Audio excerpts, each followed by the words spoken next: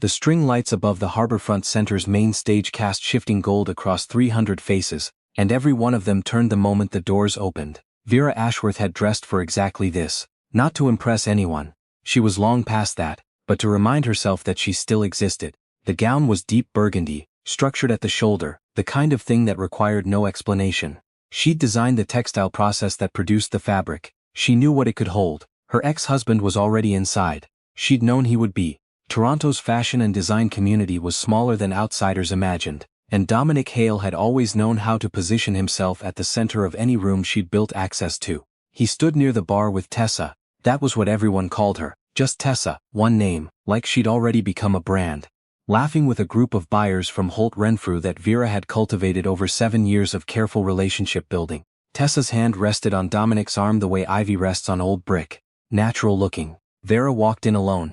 She didn't pause at the entrance. She didn't scan the room for friendly faces. She moved through the crowd the way she moved through a production floor, with purpose, with knowledge of exactly how every element in the space had been arranged, and by whom. Because this event, the annual Textile Arts of Canada Showcase, existed in part because of her. She'd co-founded it 11 years ago. Her name was on the founding documents. Dominic had attended the first 3 galas as her guest. She accepted a glass of white from a passing tray and let herself feel for just one breath the full absurdity of the situation. Then she went to work.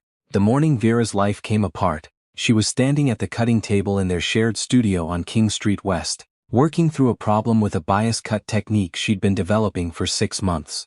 The studio occupied the 2nd floor of a century building, original brick north-facing skylights that turned afternoon light into something almost sacred. She'd found the space, she'd negotiated the lease. She'd done the renovation plans herself on weekends while Dominic was doing what he called brand positioning, which meant attending events and being charming and letting people assume he was the creative force behind Ashworth Hale Studio. She wasn't bitter about that, not then. She'd understood the division of labor. She designed, he performed.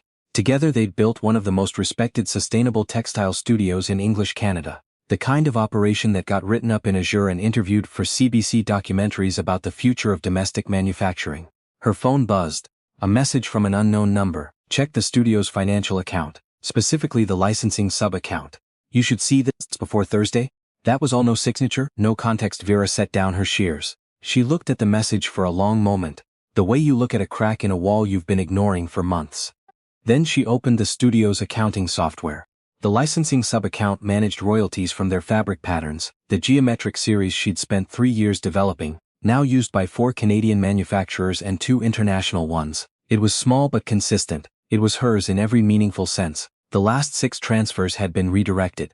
Not embezzled exactly. Dominic was a partner, he had access, but rerouted to a holding company she didn't recognize. She searched the company name, registered in Ontario 8 months ago, sole direct Dominic Hale. She closed the laptop. She sat in the chair at her cutting table, surrounded by bolts of fabric she'd sourced and colored and tested, and she breathed. The door opened. Dominic came in carrying 2 coffees from the place on Adelaide, his smile automatic and warm and meaningless. Morning.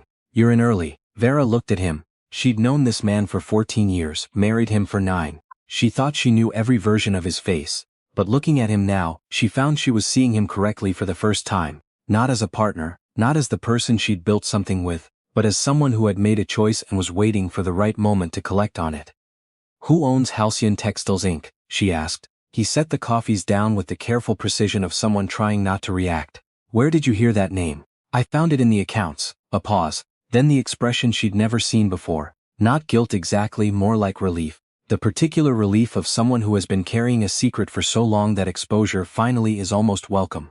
I was going to tell you, he said when I had the details sorted. There are transition logistics, Dominic. Her voice came out flat, the way it did when she was working through a structural problem. What is Halcyon Textiles? He sat down across from her, and he told her. He was leaving the studio. He'd been planning it for 8 months. Halcyon was the vehicle he'd set up to hold the client relationships he intended to take with him. The licensing agreements that bore both their names but which he believed, genuinely believed. She could hear it in his voice. He'd been equally responsible for securing. He had meetings already scheduled with 3 of their 4 domestic manufacturers. He had a new studio space lined up in Liberty Village. He had a business partner. Who? Vera asked, though something in her already knew. Tessa Arnaud. Tessa Arnaud, 26 years old, originally from Montreal, arrived in Toronto 18 months ago with a following on social media. a pretty eye for vintage aesthetics and nothing else. She'd approached Dominic at a craft fair in Kensington Market. Vera had met her twice at industry events. She'd seemed fine, harmless. How long? Vera asked. The business arrangement started. That's not what I asked. Silence. 7 months, he said. 7 months? She did the arithmetic without trying to. 7 months ago she'd been in Winnipeg for 2 weeks consulting on a heritage textile restoration project. She'd sent him photos of the work. He'd texted back enthusiasm. She'd come home to their apartment on Ossington and made dinner, and he'd poured wine and they'd talked about the studio and she had been, she now understood, the only person in that conversation who was present. You were going to leave anyway, she said. With or without telling me. I would have told you. You were building an exit strategy. The account rerouting, the client meetings, the new studio.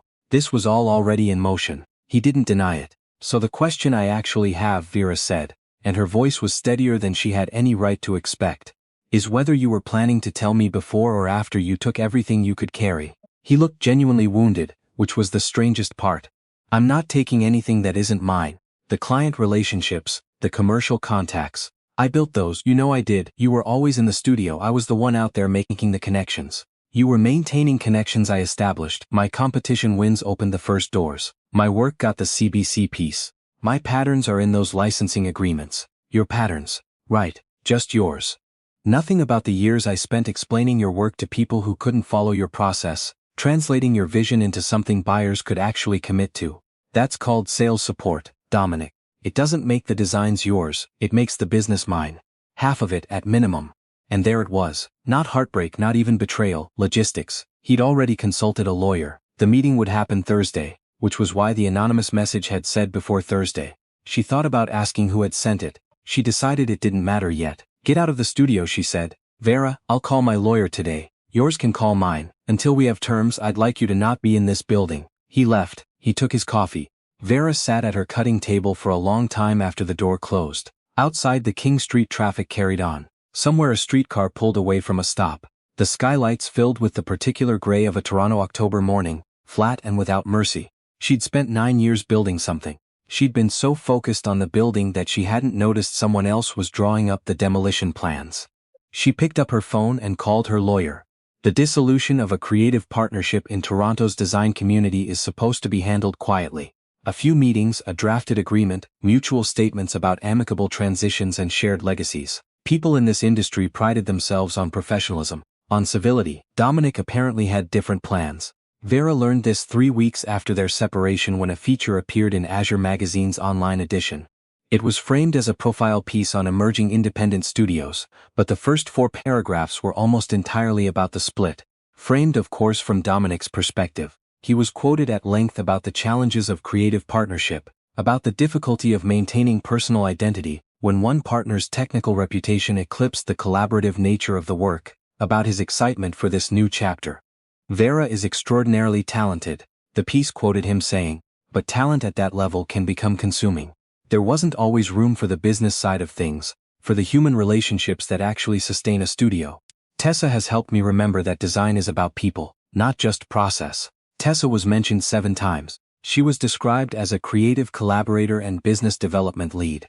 Not the person Dominic had been sleeping with for 7 months while Vera was building the thing he was now publicly repositioning as a joint achievement.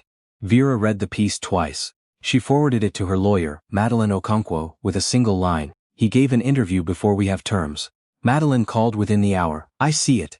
Don't respond, not yet. He's framing me as the problem. I know, and he's doing it publicly, which is a mistake on his part. It creates a record. But right now I need you to not give interviews, not post anything, and not contact him directly. He rerouted licensing revenue to his own holding company, and now he's giving press quotes about how I was too focused on craft to be a real partner. I know, Vera. Trust the process. Vera trusted very little at that point, but she trusted Madeline, who had handled 3 significant IP disputes in the Canadian design space and had never once lost the document trail. The settlement meeting was scheduled for a Tuesday in November in a boardroom at a Bay Street firm that smelled of carpet cleaner and suppressed aggression. Dominic arrived with 2 lawyers and Tessa, who sat against the wall in an advisory capacity, which Vera's side had not been informed of in advance. Madeline objected. Dominic's lead lawyer, a smooth man named Perry with the particular calm of someone accustomed to extracting maximum concessions from people who were still in shock, explained that Miss Arnaud was present as a representative of Halcyon Textiles, which had a financial interest in the outcome. So Tessa got to sit in the room and watch. Vera noted this and filed it away. Perry opened with their position. Dominic was entitled to 50% of all studio assets, including the intellectual property portfolio, the geometric pattern series, the bias cut methodology documentation, the colorway archive. He was requesting ongoing royalty participation in any licensing agreements that had been established during the partnership period. He was also requesting first right of refusal on the studio space lease. Vera looked at the documents. "No," she said. Madeline touched her arm lightly. "Let me. My client developed every design in the intellectual property portfolio independently," Madeline said. "We have the original sketches, dated and initialed, going back 11 years. We have the technical documentation. We have competition entries in her name alone. The pattern series, the methodology, the archive. These are Vera Ashworth's creative work. Mr. Hale's contributions to the studio were in client relations and business operations, which we are prepared to value fairly and compensate accordingly." Perry smiled. "And we have signed client statements attesting that Mr. Hale's creative input shaped the development direction of the studio's commercial output." Vera went still. "He collected testimonials," she said quietly. "He's been protecting his interests," Perry said smoothly. "He's been collecting them for months. While we were still operating as a partnership. While he was routing licensing funds to a private holding company he never disclosed to me." Dominic finally looked at her. He'd been studying the table until then. "I built the commercial relationships, Vera. Every major client came through me. Every major client came through my competition wins and my publication record, and the reputation I spent a decade building. You maintained those relationships. There's a difference. I translated your work into something human beings could actually want to buy. Do you understand how difficult that is? You speak in tolerances and fiber counts. I made you accessible. You made yourself necessary, and then you monetized the access." The room went sharp and quiet. Dominic stood. "I'm not going to sit here and be accused of rerouting licensing revenue," Madeline said pleasantly, "because we do have the account records." Perry touched Dominic's arm and he sat back down. The meeting deteriorated from there. By the time Vera walked out onto Bay Street in the November cold, she'd called Dominic a parasite in front of witnesses. Madeline had documented it, and they were no closer to terms than when they'd arrived. "That was bad," Madeline said on the sidewalk. "I know. The parasite comment will appear in his materials. I know." Madeline pulled her coat closed. "I have someone I want you to meet. Her name is Yolanda Ferris. She does reputation strategy for the arts and design community specifically. She's handled a few situations like this." "Like what specifically?" "Like a situation where someone spent 12 months systematically rewriting history before walking out the door." Madeline flagged a cab. "She's not cheap, but she's very good at making sure truth is the loudest thing in the room." Yolanda Ferris worked out of a narrow Victorian on Palmerston Avenue that looked like a private home until you got inside and realized every surface was covered in strategy. Printouts, whiteboards, evidence binders arranged with archival precision. "Tell me everything," she said. She was in her late 40s, Northern Ontario accent still faintly there, the kind of person who'd clearly spent years listening to people who thought they were the only one who'd ever been betrayed. Vera told her. All of it. The USB message, the accounts, the Azure piece, the testimonials, Tessa's presence at the settlement meeting. When she finished, Yolanda was quiet for a moment. Then, "Do you want him back?" "Absolutely not." "Do you want revenge?" Vera thought about this carefully. "I want people to know what I actually built. I want the industry to understand the difference between the person who made the work and the person who carried the portfolio to meetings." "That's not revenge," Yolanda said. "That's attribution. It's harder to get than revenge, but it's more durable." She opened her laptop. "First question, the pattern series. Can you prove unambiguously that those are yours?" "Every sketch is dated and signed. I have physical notebooks going back to 2014. I have the original competition submissions in my name." "Good." Second question, the bias cut methodology, is it documented anywhere that establishes it as your independent development? "I gave a workshop on it at OCAD in 2021. There's video. I presented it as an ongoing research project." Dominic wasn't even in the province that weekend. Yolanda wrote something down. Third question, Tessa Arnaud, what do you actually know about her? 26, social following Montreal originally. She worked briefly as a stylist assistant. That's all I knew. That's not all there is.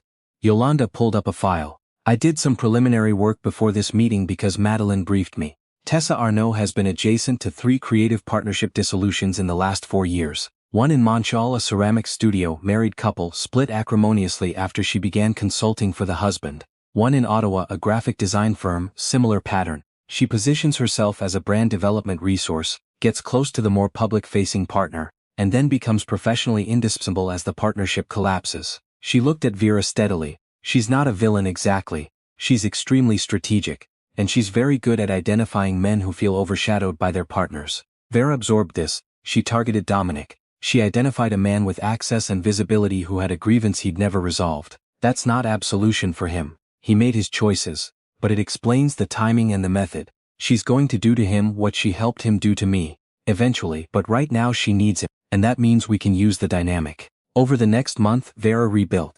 She accepted an interview request from Azure, different editor, different framing, and spent 2 hours discussing her design methodology, her research process, the Okade workshop, the history of the geometric series. She showed her notebooks. She spoke with precision about what she'd made and how. She never mentioned Dominic by name. The design community noticed. Forum threads appeared. People pointing out that every major piece of coverage Ashworth Hale had ever received focused on Vera's technical innovations, not Dominic's business development. A textile researcher at Ryerson posted a thread tracing the development of the geometric pattern series through Vera's archived competition entries, none of which included Dominic's name.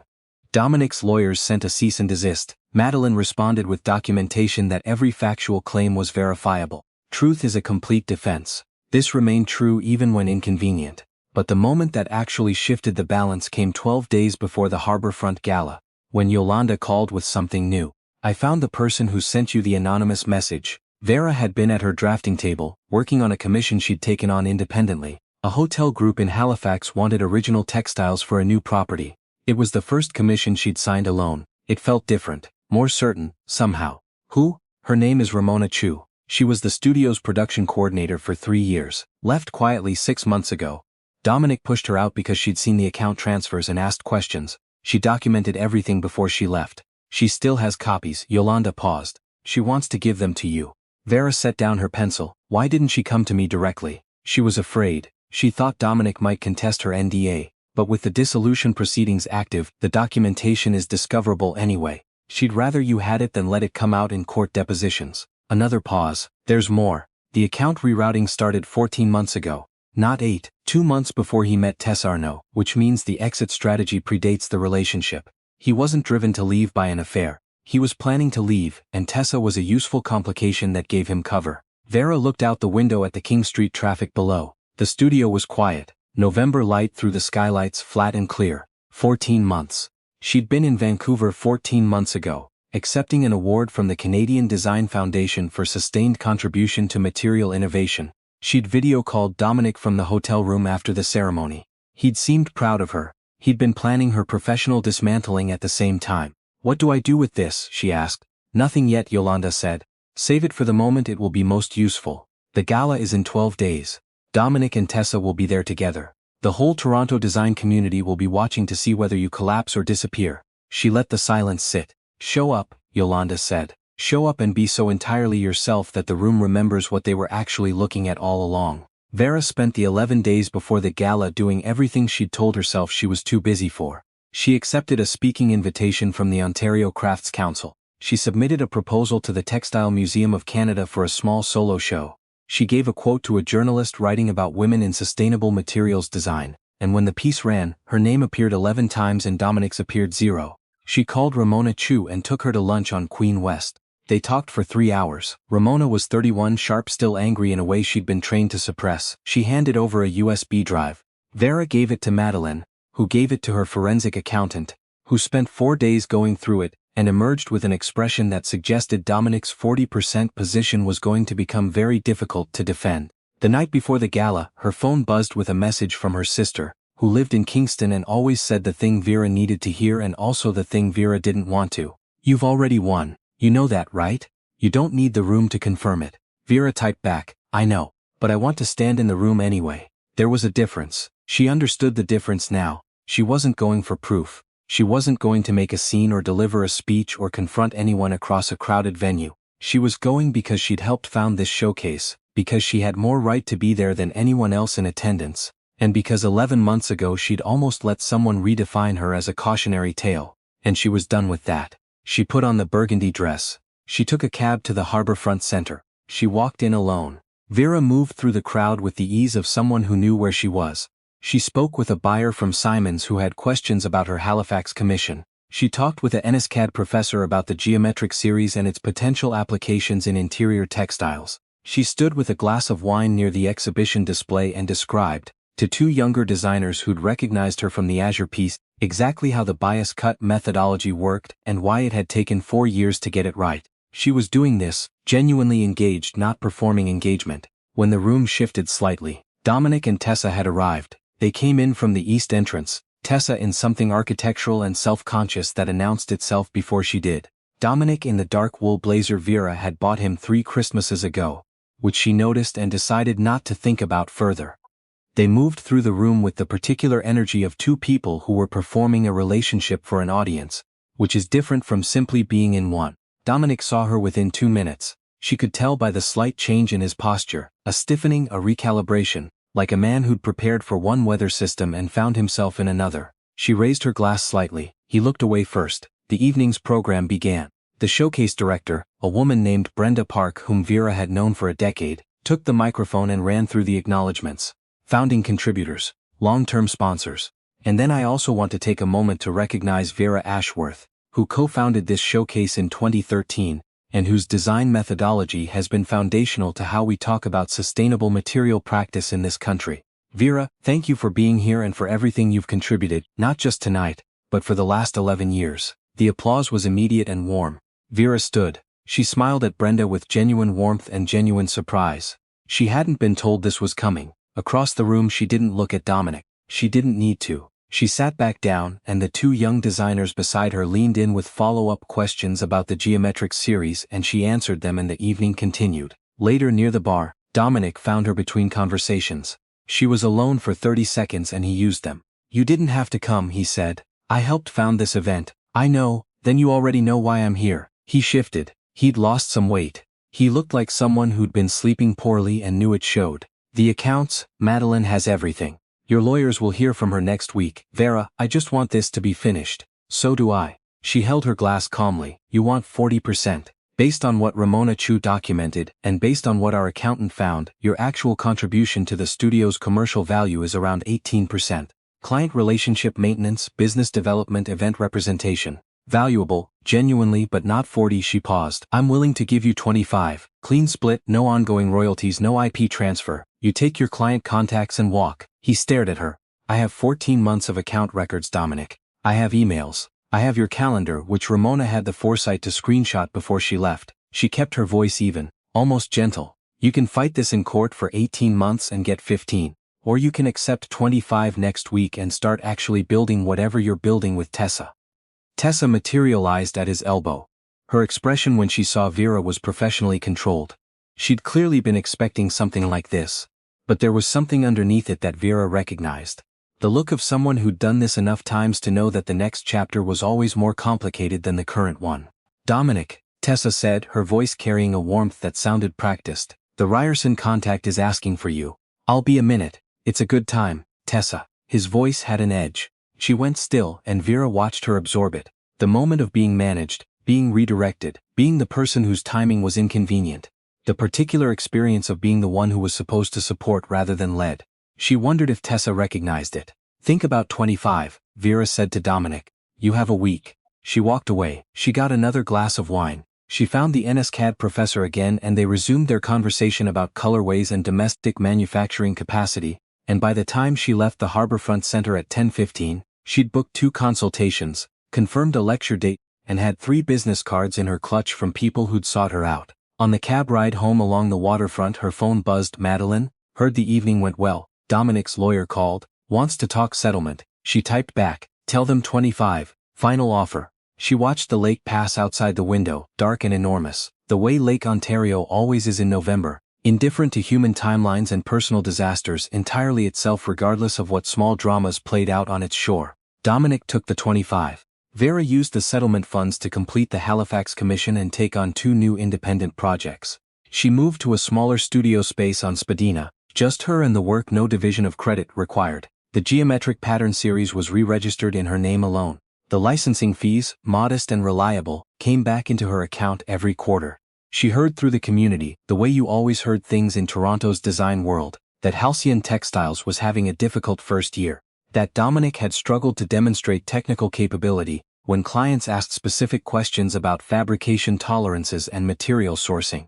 That Tessa's title had shifted twice in 6 months, from creative collaborator to brand director to something called vision lead, which no one could define, which suggested the structure of the thing was still being negotiated. Vera felt nothing in particular about this. She was too busy working. The solo show at the Textile Museum opened in March. The gallery note read, "Vera Ashworth has spent 14 years developing a material practice that refuses the easy separation of beauty from structural intelligence.